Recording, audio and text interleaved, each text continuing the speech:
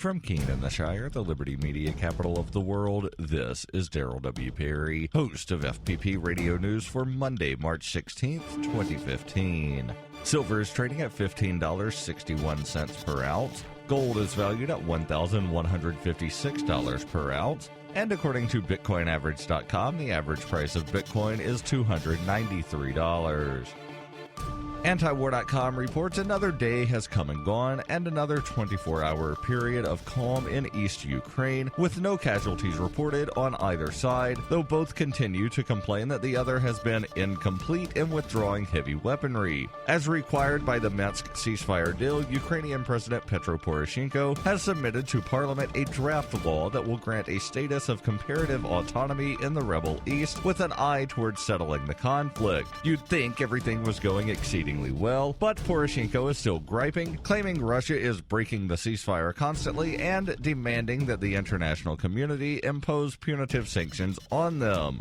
Russia, along with France and Germany, brokered the Minsk ceasefire in the first place, a fact that appears not to be sitting well with Ukraine. At the same time, German officials have been recently expressing growing annoyance at the allegations against Russia, particularly from U.S. officials who they accuse are trying to sabotage the ceasefire.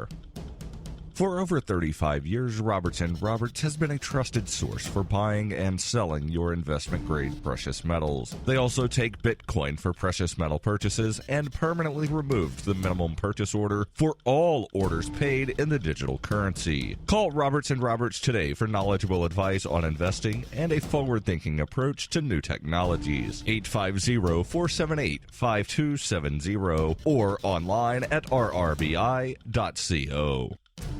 CNET reports AeroMobil, a startup from Slovakia, is already making sci-fi lore a reality. The company has made a prototype of a flying car, but that's not enough for the company. The next thing it has on its roadmap for the coming decade, a self-flying car. AeroMobil has built a hybrid car and plane that can unfurl its wings and take off when it has a grass runway of about 800 feet. The idea is that someone could take a road trip of about 500 miles and not have to switch vehicles, which cuts out waiting in airports. But the company eventually wants to make it so that the driver doesn't have to operate the thing. As part of the current vision, the person at the wheel would also need a pilot's license for once the vehicle takes flight. The company stressed that it's still, for now, focused on developing the first prototype, which needs a human at the controls, but that it wants the next version to be automated. AeroMobil is a finalist at the South by Southwest Interactive Innovation Awards, which will take place Tuesday at the Tech, Film, and Music Festival. AeroMobil, which was founded in 2010, unveiled the most current version of the prototype in October, called the Flying Roadster. The company wants to eventually commercialize the product and not just leave it in the realm of academic experiments. But AeroMobil knows it has an uphill battle in overcoming regulations and legislation.